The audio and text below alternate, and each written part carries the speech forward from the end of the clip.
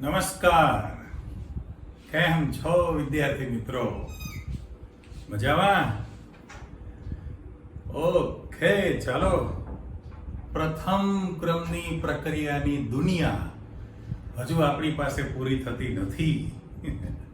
યાદ છે ને? છેલ્લા 2 લેક્ચરથી તમે પ્રથમ ક્રમની પ્રક્રિયા વિશેની જ બધી માહિતી લઈ રહ્યા છો. એના એક્ઝામ્પલ તમે જોવા માટે પ્રયત્ન કરેલો હશે, બરાબર? અને આપણે મૂકવાના છીએ, પણ વાત સાચી છે, સેમ્પલ તરીકે. પણ હજુ એક થિયરી તમારી પાસે બાકી વધે છે. એના માટે જરા આગળ વધવું છે. સીધા પ્રશ્ન તરફ જ આપણે જઈએ તો તમે જુઓ, મેં બોર્ડ પર ક્વેશ્ચન મૂકેલો છે કે એક તો વાયુમય કલા માટે પ્રથમ ક્રમની પ્રક્રિયાનો વેગ અચળાંકનું સૂત્ર તમારે સાબિત કરવું છે. બરાબર? પહેલામાં પહેલું કે વાયુમય કલા છે, એનો અર્થ એમ સમાંગ પ્રણાલી છે, પ્રક્રિયા વાયુ સ્થિતિમાં છે, નિપજ પણ વાયુ સ્થિતિમાં છે. પહેલું ક્લિયર.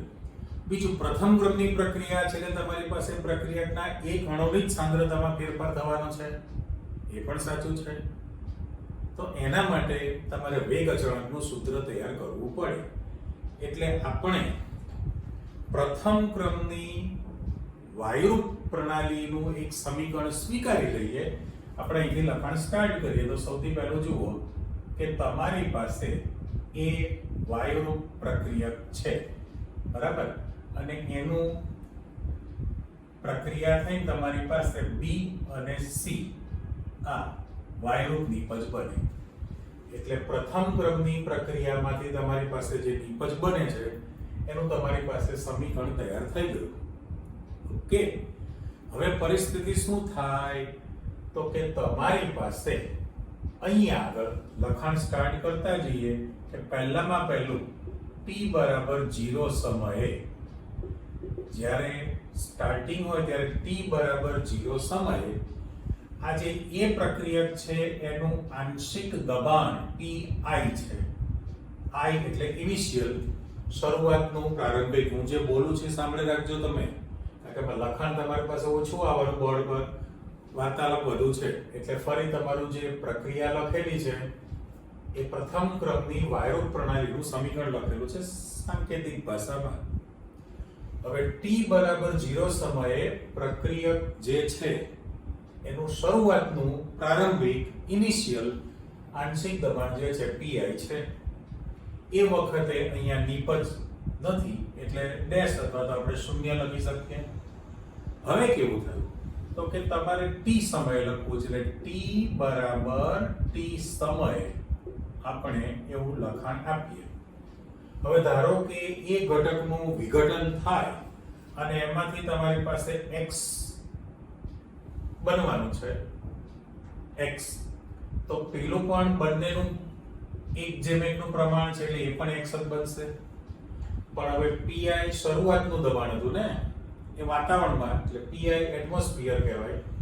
આ x જે છે એ પણ એટમોસ્ફિયરમાં છે, આ પણ x છે એટમોસ્ફિયરમાં છે, એટલે વાતાવરણમાં દબાણ તમે લીધેલું છે, બરાબર?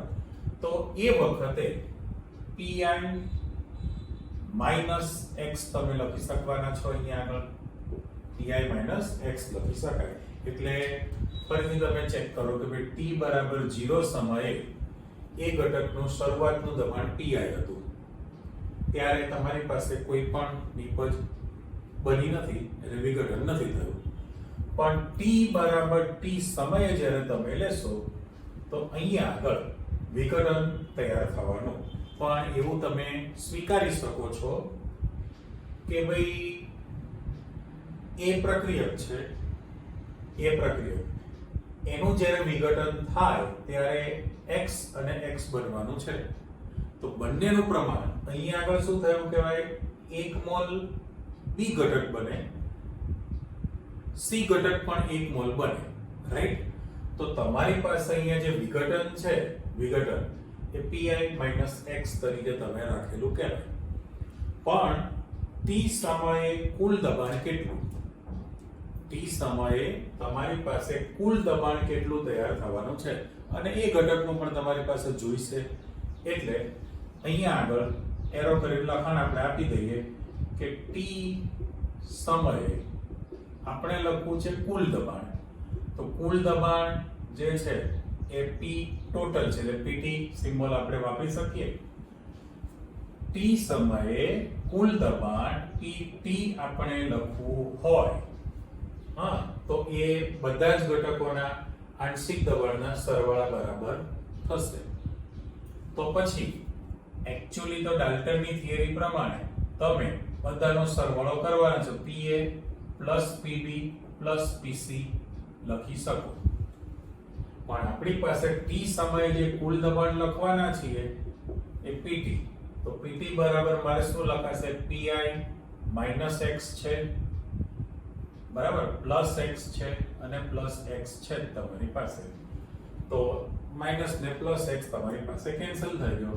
તો PT બરાબર PI - x તમે લખી શકો. બરાબર, અહીં સુધીનું આપણી પાસે સાચું છે. એ વાતાવરણ તરીકે તમે એની માહિતી આપી દીધી.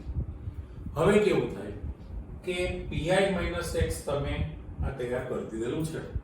બરાબર, ઓફિશિયલી જે સૂત્ર છે એ વેગ અચળાંક કે તમારે શોધવો છે.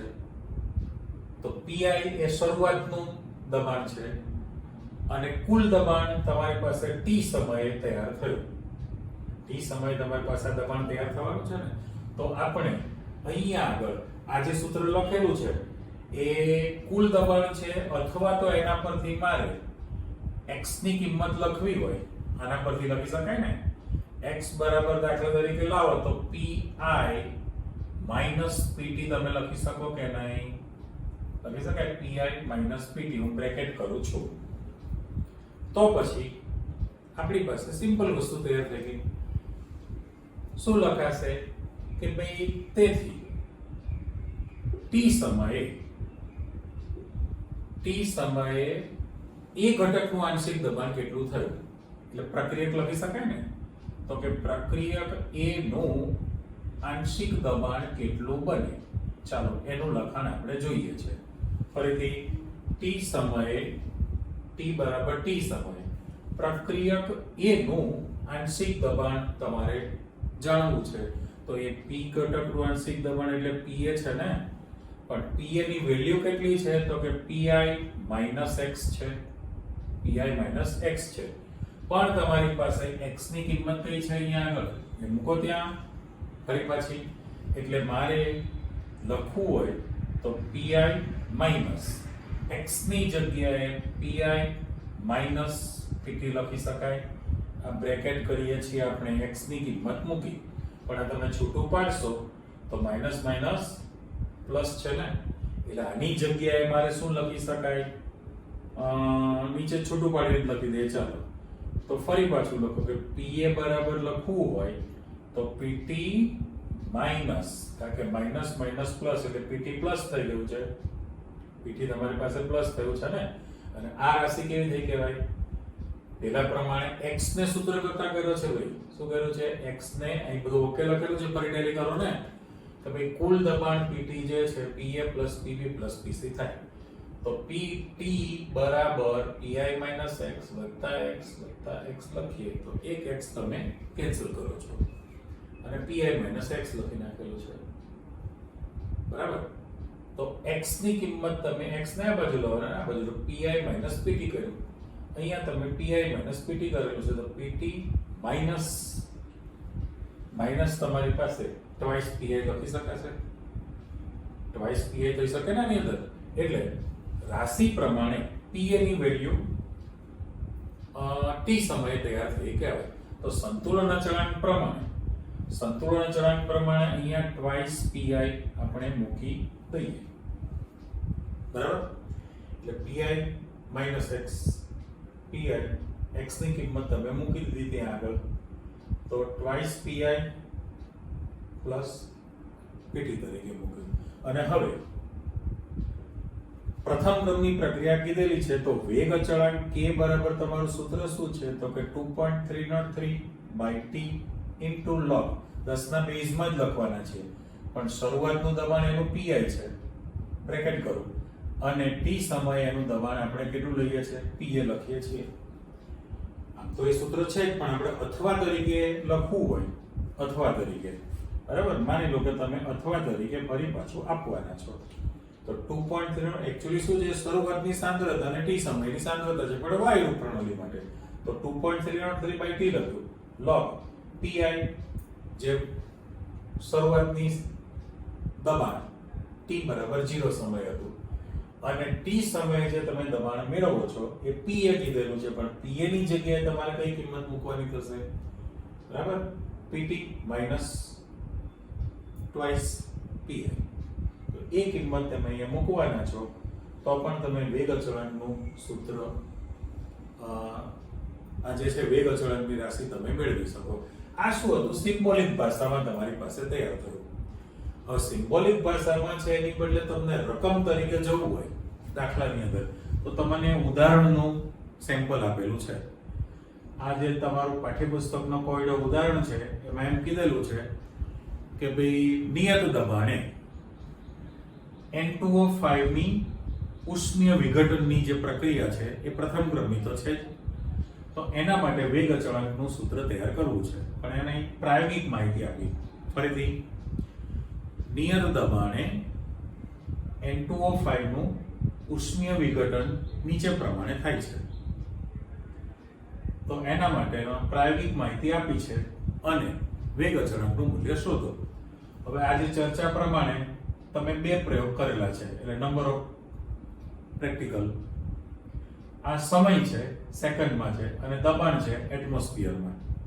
એટલે સમય સેકન્ડમાં છે અને આ દબાણ છે એટમોસ્ફિયરમાં આપેલું છે. 0 સમય t બરાબર 0 હોય ત્યારે એનું પ્રારંભિક દબાણ 0.5 એટમોસ્ફિયર વાતાવરણ આપેલું છે, એટલે વાતાવરણ આપણે બોલીએ, અને 100 સેકન્ડ થાય ત્યારે એનું દબાણ 0.512 બનશે. તો એના માટે વેગ અચળાંકની કિંમત તમારે શોધવી છે. તો વસ્તુ તો આની જ થઈ ને, આ જે સૂત્રાત્મક લખેલું છે એના પ્રમાણે આ તમારી પ્રક્રિયા છે. તમારી જે પ્રક્રિયા છે એની અંદર t બરાબર 0 સમયે દબાણ 0.5 વાતાવરણ લખી શકાય. ઓકે, એ વખત અહીંયા કશું નથી એટલે ડેશ અથવા 0 લખી શકાય. હવે t સમય એટલે t સમયે તમારે ગણતરી કરવી છે, પણ પહેલા તેનું વિઘટન વિચારવું પડે ને. તો વિઘટનમાં એવું થાય કે જ્યારે આ પ્રક્રિયક 2 મોલ ઘટશે, એટલે 2 મોલનો ઘટાડો થાય તો સામા પક્ષે તમારી નિપજ છે N2O4 2 મોલ વધશે અને ઓક્સિજનની જે રાશિ છે એ 1 મોલ છે. એટલે સમીકરણ એવું સૂચવે છે કે N2O5 પ્રક્રિયકના 2 મોલ ઘટાડો થાય તો નિપજ તમારી પાસે 2 મોલ N2O પર વધશે, 1 મોલ O2 વધવાની છે. એ તો વિગત સાચી થઈ. પણ હવે કેવું થાય કે ધારો કે આનું વિઘટન જે છે 2 મોલ થાય છે, એટલે વિઘટન તમારી પાસે 2 ઘટક બન્યું છે, તો પેલા પ્રમાણે તમે ગણતરી કરશો તો અહીંયા આગળ twice x થશે, 0.5 minus twice x, 0.5 minus x લખાય, અને અહીં તો પાછું 0.5 minus twice x લખવાનું જ છે. અને કુલ દબાણ જે છે, કુલ દબાણ PT એ તમે બધાના આંશિક દબાણના સરવાળા બરાબર લઈ શકો, બરાબર. અને પછી જે સૂત્રમાં માહિતી મૂકી એના પ્રમાણે ગણતરી કરીને 100 સેકન્ડ જ્યારે થાય ત્યારે એનું દબાણ, એટલે t સમય તો 100 સેકન્ડ છે અને એ વખતે દબાણ તમને 0.512 આપેલું છે. તો જે ઘટકની બાદબાકી કર્યા પછી તમે જે મેળવી શકો એ બધી ગણતરી કરીને જે ઉદાહરણનો દાખલો છે, તો આપણી પાસે k બરાબર 2.303/t, pi તરીકે ઓરિજિનલ દબાણ તમારે કેટલું લેવું પડે, 0.5 છે, અને પ્રક્રિયકનું એ જે પ્રક્રિયા છે પ્રથમ ક્રમની પ્રક્રિયા છે, તો જે N2O5 છે તો એનું જે તમારી પાસે દબાણ તૈયાર થવાનું એની વિગત પણ લખી શકાય. એટલે તમારી પાસે આપણે ભૂલ તો કરી છે ને, યાદ કરો ચેક. મેં પહેલા તમને ક્લિયર કરી નાખ્યું કે ભાઈ આ રાશિ છે એ ઓકે થાય છે કે ભાઈ pi minus x plus x છે તો તમારો માઇનસ x ને પ્લસ x કેન્સલ થાય. હા, તો એક x વધશે તો અહીંયા pi પ્લસ x વધવાનું છે. તો x બરાબર મારે સૂત્ર કરતા કરું તો pt માઇનસ pi થશે, કારણ કે pt માઇનસ pi. કેમ એવું થયું?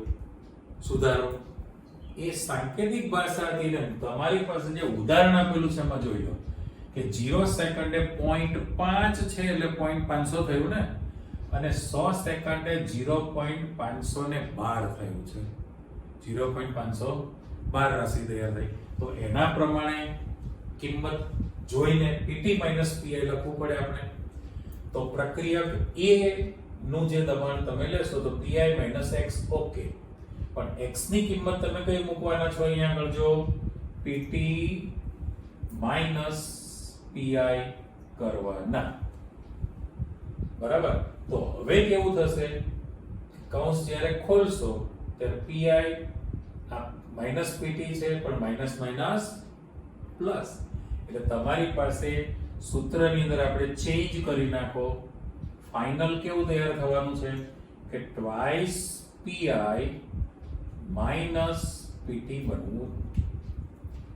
બરાબર. અને આને પણ હું જરા રેડ પેનથી ગોઠવી દઉં તો pa બરાબર, મેં અથવા વાળું બાકી જ મૂકેલું છે ને, યાદ તમને, પણ હું જો આ સૂત્રને બ્લોક કરી દઉં, બરાબર, તો મારે હવે અથવા તરીકે અહીંયા સમીકરણ લખવું હોય તો વેગ અચળાંક k બરાબર 2.303 by t લખાશે ને, એ તો એમને જ છે, અને ઇન્ટુ log આ pi ઉપર છે અને pa ની જગ્યાએ તમે ટ્વાઇસ pi માઈનસ pt લખી શકો. અત્યારે આપણે બ્રેકેટ કરી દીધું છે. બરાબર. આ સૂત્ર તમે ચેક કરો, એને કરી દઈએ બ્લોક, તો બંને અથવા વાળું સૂત્ર બની ગયું. હવે પેલી જે ગણતરી વાળું સેમ્પલ થયું તેમાં કેવું થવાનું તમારી પાસે? આના જ પ્રમાણે બધી વાર્તાલાપ કરતા ગયા. તો pi રાશિ તમારે કેટલી લખવી પડશે? 0.5, અને પછી તમે pi એટલે pa તરીકે તમે જે લખવાના છો એની અંદર ટ્વાઇસ pi માઈનસ pt એ આ સૂત્ર પ્રમાણે તૈયાર થયું ને. તો એ જે ગણતરી કરીને તમે મેળવેલું હોય એ દાખલામાં એ વેલ્યુ અહીંયા લખવાની થાય. પણ યાદ રાખજો કે ભાઈ સમય તમે અહીંયા 100 સેકન્ડ લખવાનો છે પહેલા દાખલા માટે, અને લોગમાં ગુણોત્તર છે. લોગનો જ્યારે તમે ગુણોત્તર કરો ત્યારે એન્ટી લોગ જોવાનો નથી. માત્ર ને માત્ર લોગ, આ આંકડાનો લોગ માઈનસ આ આંકડાનો લોગ, આંકડાની બાદબાકી એ સીધો જ અહીંયા આંકડો લખીને ગુણાકાર ભાગાકાર કેલ્ક્યુલેટરથી કરવાનો છે. આવા ટાઈપના જે એક્ઝામ્પલ હોય આપણામાં એમાં એન્ટી લોગની કોઈ ચર્ચા આવતી હોતી નથી. ક્લિયર? એટલે એક્ઝામ્પલ તમે એ જોયેલું છે જ, એને માત્ર તમારે ટેલી કરવાનું છે. તો આ વાત થઈ તમારી પ્રથમ ગ્રુપની. હવે બીજો એક પ્રશ્ન આપણે મૂકેલો છે, એના પર ચેક કરો. પહેલામાં પહેલું આભાસી પ્રથમ ક્રમની પ્રક્રિયા છે. આભાસી છે અને પ્રથમ ક્રમની પ્રક્રિયા ઉદાહરણ આપીને સમજાવો. એટલે તમને ખાલી ભાસ થાય. વાસ્તવમાં એ પ્રથમ ક્રમની પ્રક્રિયા છે જ નહીં. બરાબર? છે દ્વિતીય ક્રમની પ્રક્રિયા, પણ તમને લાગે પ્રથમ ક્રમની પ્રક્રિયા. તો હવે પાછો આવી ગયો ક્રમ શબ્દ, તો આ પાસ્ટ ભૂતકાળમાં જાઓ. આપણી ચર્ચા શું હતી કે ભાઈ જે રાસાયણિક પ્રક્રિયામાં પ્રક્રિયકનો એક અણુ કે પરમાણુ ભાગ લે, મીન્સ એની સાંદ્રતા ઘટે, તો એ પ્રથમ ક્રમની પ્રક્રિયા હતી ને. અને એનાથી ઉલટું કે ભાઈ જે પ્રક્રિયામાં બે પ્રક્રિયકના અણુ કે પરમાણુની સાંદ્રતા ઘટે, ભાગ લે, તો એ દ્વિતીય ક્રમની પ્રક્રિયા હતી. પણ અહીંયા શબ્દ મૂકેલો છે આભાસી પ્રથમ ક્રમની પ્રક્રિયા. એટલે વાસ્તવમાં તો બે પ્રક્રિયક ભાગ લે જ છે, પણ એક પ્રક્રિયકની સાંદ્રતા ખૂબ જ વધુ રાખેલી છે, બીજા પ્રક્રિયકની સાંદ્રતા બહુ જ ઓછી રાખેલી હોય. તો જે પ્રક્રિયા વેગ તમે લખવાના, તો એની અંદર જેનો જથ્થો વધુ છે એની સાંદ્રતા બહુ જ ઓછી ઘટવાની છે ને. હવે એટલે ને તમે અચળ સ્વીકારી શકો. તમને જે ઉદાહરણ આપેલું છે આ બધી ચર્ચા અહીંયા આગળ આવી ગઈ. બરાબર? આ બધું લખાણ છે તમારી પાસે, સીધા સેમ્પલમાં જતા રહો. તમારું ઉદાહરણ એસ્ટરીકરણનું છે. એસ્ટરીકરણનું જે ઉદાહરણ આપેલું છે એમાં CH3COO2H5 લખીએ તો આને ઇથાઇલ એસિટેટ કહેવાય. પહેલામાં પહેલું ઓર્ગેનિકમાં RCOR એટલે એસ્ટર. ઓકે, સાદું નામ લખવું હોય તો અંગ્રેજી મૂળાક્ષર પ્રમાણે ઇથાઇલ નો ઈ પહેલા આવે અને મિથાઇલ નો મ પછી આવે. ઇથાઇલ, મિથાઇલ, એસ્ટર અને ઇથાઇલ એસિટેટ તમે કહી શકો. તો ઇથાઇલ એસિટેટ નું તમારે જળ વિભાજન કરવું છે એટલે લિક્વિડ ફોર્મ લખું છું અહીંયા આપણે. એટલે તે L લખશો તો ચાલશે જ તે, બરાબર, કારણ કે પ્રવાહી સ્થિતિમાં છે હું L અહીંયા સિમ્બોલ વાપરી દઉં. હવે આ પ્રક્રિયા પ્રતિવર્તી પ્રક્રિયા કહેવાય. આપણે તો પુરોગામી દિશામાં જવું છે સીધે સીધું, પણ અત્યારે સીધો એરો આપી દઉં છું અને હું રેડ પેનથી લખું જે પ્રતિવર્તી પ્રક્રિયા થઈ કહેવાય. એનું રીઝન એટલા માટે કે અહીંથી જ્યારે રાસાયણિક બંધ તૂટે તો પાણીનો જે અણુ છે H અને OH, H આગળ વાળાને આપી દો અને OH પાછળ વાળાને આપી દો તો તમારી જે નીપજ બનવાની છે એ CH3COOH બને, એસિટિક એસિડ, અને C2H5OH બને, ઇથેનોલ બને. એટલે આખી પ્રણાલી તો તમારી પાસે પ્રવાહી સ્થિતિમાં તૈયાર કરેલી કહેવાય, બરાબર. એટલે અત્યારે તમારી પાસે અમે પ્રતિવર્તી નિશાની ઉપર એટલા માટે લખેલી છે. પ્રતિવર્તી નિશાની ઓર્ગેનિકમાં તમે 10માં શીખ્યા, 11માં શીખ્યા, હજુ 12માં શીખવાના. એસ્ટરીકરણની પ્રક્રિયા કહેવાય ને. તો એસ્ટરીકરણ પ્રક્રિયા એટલે શું? તો આ જે પ્રક્રિયા છે એ એસિડ ઉદ્દીપકની હાજરીમાં થાય. એટલે મારે ઉપર H+ લખી જ નાખવાનું છે. ક્યારે? કે જ્યારે આ દિશામાં પ્રક્રિયા થતી હોય તો. આ દિશામાં પ્રક્રિયા થાય એટલે પહેલા તો વ્યાખ્યા કરી નાખો. કોઈ નામ નહીં, જનરલ લખાય. કાર્બોક્સિલિક સંયોજનની એસિડની હાજરીમાં અથવા એસિડ ઉદ્દીપકની હાજરીમાં આલ્કોહોલ સાથે પ્રક્રિયા કરવાથી એસ્ટર અને પાણી બને છે, જેને એસ્ટરીકરણની પ્રક્રિયા કહે છે. હજુ એકવાર બોલું, ચેક કરો. કાર્બોક્સિલિક સંયોજનની એસિડ ઉદ્દીપકની હાજરીમાં આલ્કોહોલ સાથે પ્રક્રિયા થઈને એસ્ટર અને પાણી બને છે, જેને એસ્ટરીકરણની પ્રક્રિયા કહેવાય, બરાબર. હવે અહીંયા તમે જોતા જાઓ, આપણે છે પ્રમાણે જ લખીએ કે જ્યારે તમે પ્રક્રિયા સ્ટાર્ટ કરો T બરાબર 0 સમયે, T બરાબર 0 સમય તમે લેશો અને અહીંયા મારે T સમય લખવું છે. ચાલો પહેલા તો એનું જે જનરલ સમજણ પડે તો બરાબર છે, નહીં તો પછી આપણે સાદું એક ઉદાહરણ મૂકવાના જ છીએ કે સાંદ્રતા વાળું, બરાબર ને. અત્યારે તમને એવું કહેલું છે કે ભાઈ આના 10 મોલ લીધેલા છે. કેટલા? પાણીના 10 મોલ છે અને આના 0.01 મોલ આપેલા છે. પાઠ્યપુસ્તક પ્રમાણે લખીએ છીએ તો એ વખતે શરૂઆતમાં આ કેવું હશે? 0 મોલ છે. એટલે જોવાનો અર્થ એવો છે આમાં કે ભાઈ બે પ્રક્રિયક છે. પ્રક્રિયક તો ઓલરેડી બે છે જ, કારણ કે એસ્ટરનું એમનેમ તો જળ વિભાજન થવાનું જ નથી. પાણી સાથે પ્રક્રિયા કરે એટલે વાસ્તવમાં તો એસ્ટરનો અણુ અને પાણીનો અણુ બે અણુ પ્રક્રિયામાં વપરાય છે. તો એ દ્વિતીય ક્રમની પ્રક્રિયા થાય ને, પણ છતાં તમારે પ્રથમ ક્રમની પ્રક્રિયા છે એવું સાબિત કરવું છે. આભાસી પ્રથમ ક્રમની પ્રક્રિયા છે. તો અહીંયા તમે જોવો જોઈએ કે મોલ 10 મોલ પ્રક્રિયક લીધેલો છે અને 0.01 મોલ છે. એટલે 1 મોલનો 100મો ભાગ છે. વિચારજો, મોલનો 100મો ભાગ લીધો છે અને મોલનો 10 ગણો ભાગ લીધેલો છે. ઇન શોર્ટ, એક પ્રક્રિયકની સાંદ્રતા ખૂબ જ વધુ રાખવામાં આવે, બીજાની સાંદ્રતા બહુ જ ઓછી રાખો. બે પ્રક્રિયક જ્યારે ભાગ લે તો જે ઓછી સાંદ્રતા છે એટલો જ સામે પ્રક્રિયક વપરાવાનો છે, બાકીનો તો પડી રહેવાનો છે. હા કે ના? એટલે આપણે લેસેટરની થિયરીમાં કીધેલું કે રાસાયણિક પ્રક્રિયાના વેગને અસર કરતા પરિબળો, જે આ ચેપ્ટરમાં પણ હતું, તો દબાણ, તાપમાન ને સાંદ્રતા. કોઈ પણ એક પ્રક્રિયકની સાંદ્રતા તમે વધારો તો પણ પ્રક્રિયા વેગ વધે, પુરોગામી નીપજ વધશે. સાચું? હવે તમે એમ કલ્પના કરો કે એક પદાર્થ જે છે એ 500 ગ્રામ રાખો અને બીજો પ્રક્રિયક 50 ગ્રામ જ રાખો.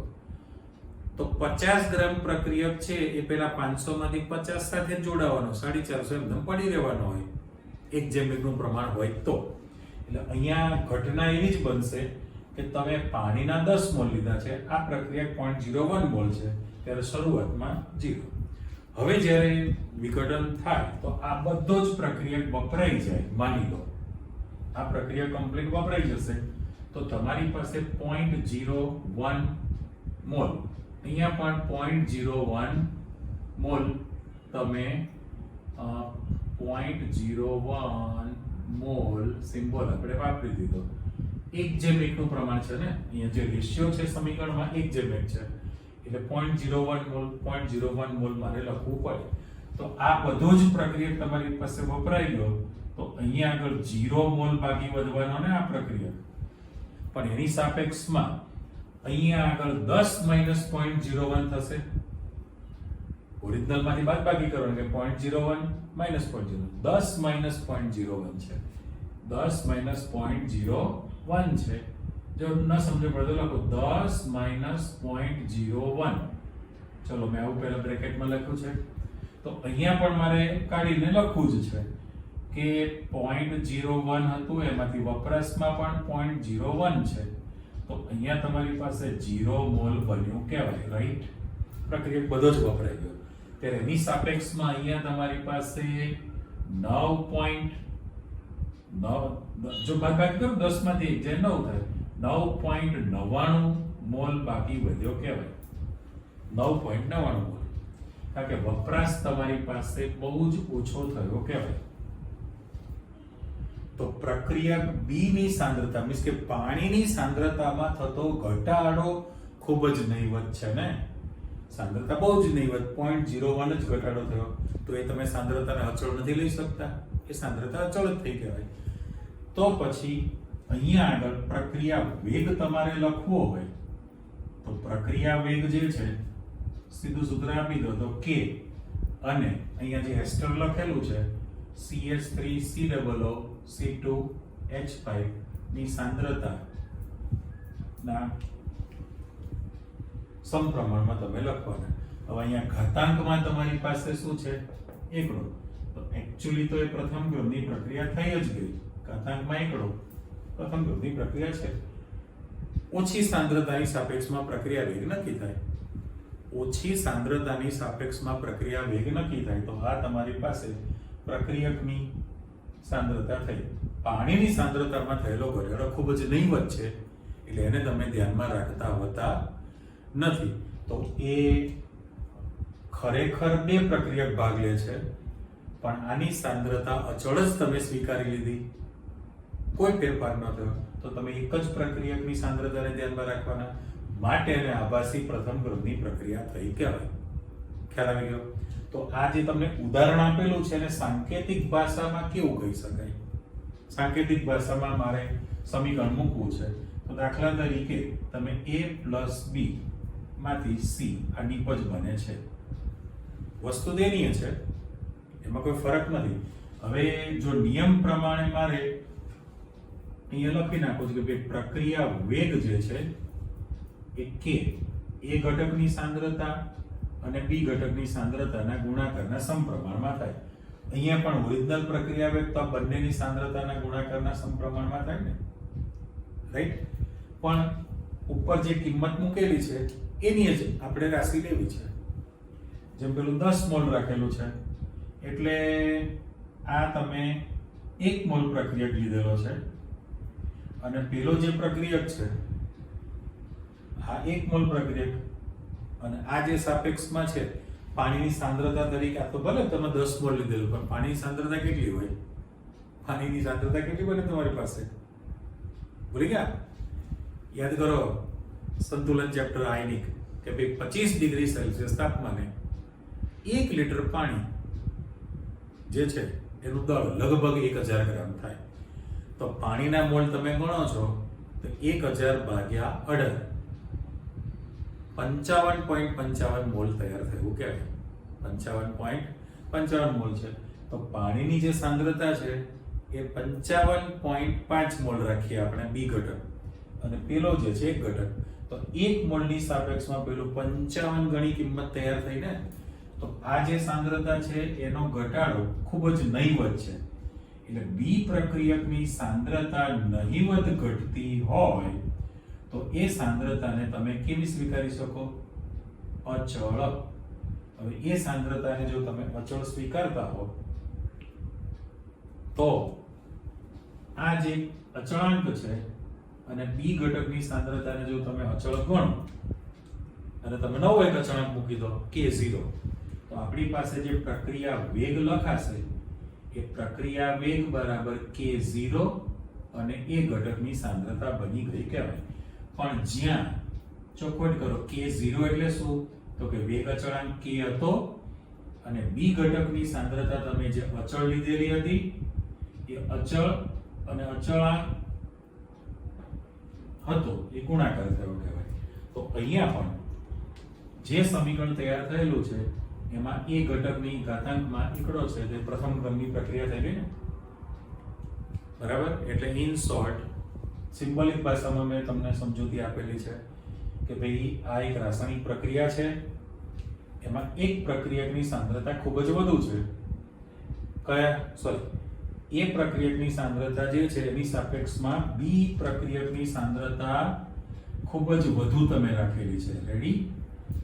તો પછી બી ઘટકની સાંદ્રતામાં ઘટાડો ખૂબ જ નહીવત થવાનો, એટલે તમે એ સાંદ્રતાને અચળ લઈ શકો. તો પ્રક્રિયા વેગનું જે સમીકરણ છે એમાં આને તમે અચળ તરીકે સ્વીકારતો, અચળ ગુણ્યા અચળ, નવો અચળાંક K0 મૂકેલો છે. તો એ ઘટક એટલે પ્રથમ ક્રમની પ્રક્રિયા થઈ.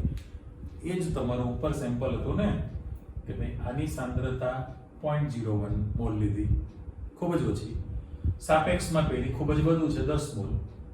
તો પ્રક્રિયા થયા પછી જે ઘટ થવાની, ચાલો આ તો પ્રક્રિયા વપરાઈ ગયો સંપૂર્ણ, 0 બની ગયું. પણ અહીંયા બી ઘટકની સાંદ્રતાનો ઘટાડો ખૂબ જ ઓછો થયો ને, બી એટલે પાણીની સાંદ્રતા નહીવત, એને તમે અચળ લઈ લો. એટલે અહીંયા પાણીની સાંદ્રતા જે તમે અચળ ગુણાંકમાં લેવાના છો એ કાઢી નાખી, એની જગ્યાએ નવો અચળાંક તૈયાર થયો કહેવાય. એટલે ખરેખર તો બે પ્રક્રિયક ભાગ લેતા હોય છે, પણ તમને શું લાગે છે? એક જ પ્રક્રિયક ભાગ લે એટલે એને આભાસી પ્રથમ ક્રમની પ્રક્રિયા કહેવાય. બસ આપણને ખાલી ભાસ થાય તમને કે ના મને પ્રશ્ન આવડી ગયો છે, એના જેવું છે. કંઈ વાંધો નહીં, આજના લેક્ચરમાં તમે આવું સમજી લીધેલું છે. નેક્સ્ટ પાછા નવો ટોપિક લઈને ભેગા થવાના, એનું ડિસ્કશન કરીશું. ફરી પાછા મળીએ છીએ. આવજો.